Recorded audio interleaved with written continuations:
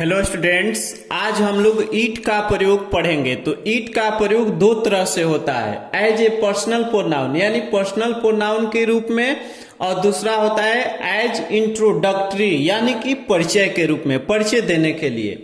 Personal pronoun का प्रयोग कब किया जाता है? तो छोटे छोटे जीव जंतुओं एवं निर्जीव के लिए किया जाता है। पर्सनल प्रोनाउन के रूप में ईट का प्रयोग छोटे छोटे जीव जंतुओं एवं निर्जीव के रूप में किया जाता है। जैसे यह एक मेज है, जैसे यह एक मेज है तो बन जाएगा इट इज ए टेबल।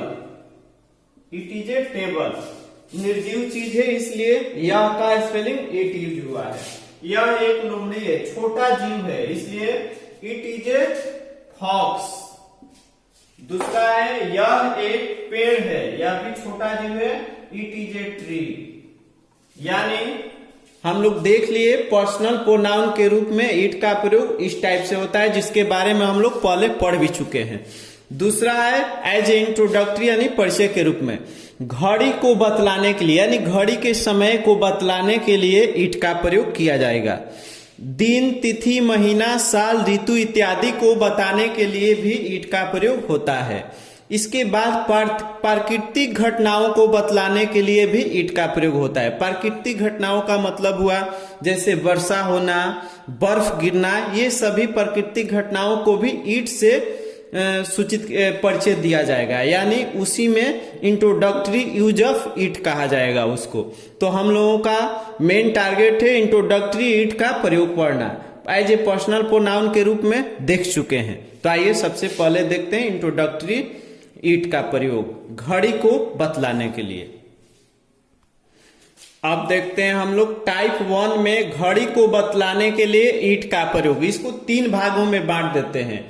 पहला है बजे यानी 7 बजे, 5 बजे। जैसे कोई पूछता है समय क्या हुआ है, व्हाट इज टाइम, तो बोलना है 3 बजा है। 3 बजा है यानी ओ क्लॉक उसमें लगेगा, इट इज 3 o'clock। आगे हम लोग देखेंगे ओ क्लॉक का प्रयोग तभी होगा जब मिनट वाली सुई 12 पर होगी। ध्यान रखना है इसको, जब मिनट वाली सुई 12 पर होगी तभी ओ क्लॉक का प्रयोग किया जाएगा, इसको ध्यान रखना है। बजने में बाकी यानी किसी इतना ओ क्लॉक में अगर कुछ बाकी हो यानी बजने में कुछ बाकी हो तो वहां पर टू का प्रयोग किया जाएगा। जैसे इसमें आ जाएगा पौने 3 बजा है यानी 3 बजने में 15 मिनट बाकी है, उसको 2:45 बोलेंगे।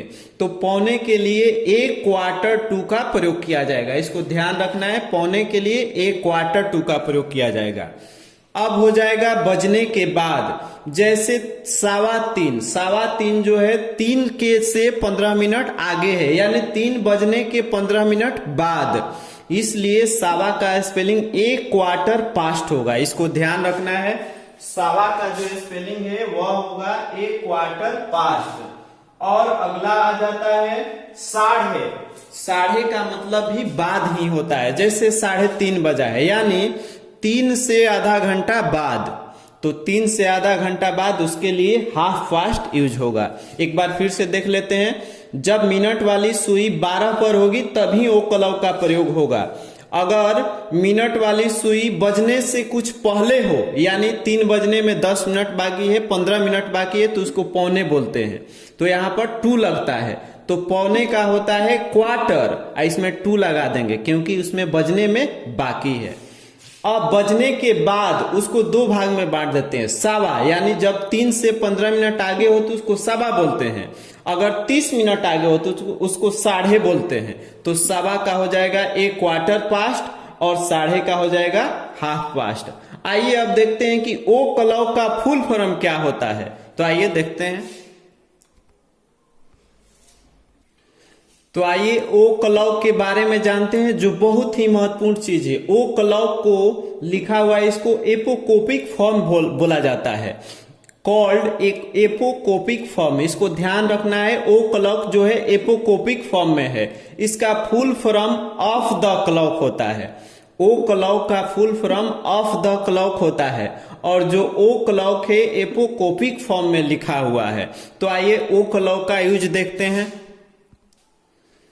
एग्जाम्पल है 7 बजा है, ईट इज सब में लगाना है, ध्यान रखना है। ईट के बाद प्लूरल सिंगुलर एक्सिलरी वर्ब का प्रयोग होता है, यानी ईट के बाद हमेशा इज का प्रयोग इसमें होता है समय बतलाने के लिए, इसको ध्यान रखना है।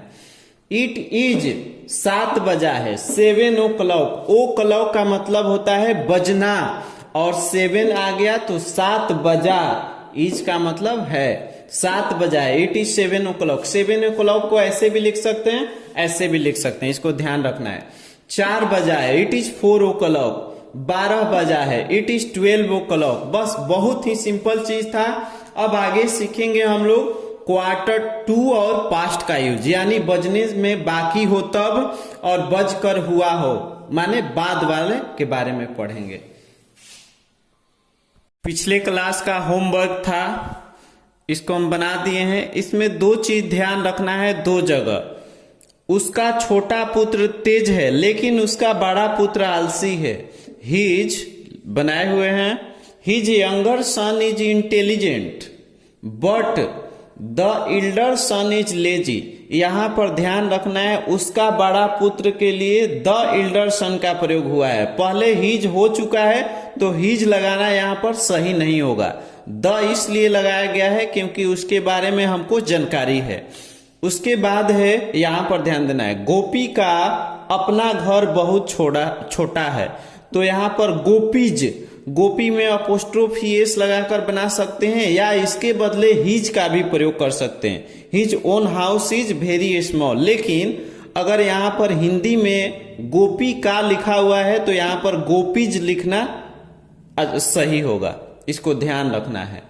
आगे है, एक दिन वह अमीर जरूर बनेगा। एक दिन का अंग्रेजी वन डे या वंस अ डे, दोनों में से कोई भी प्रयोग कर सकते हैं।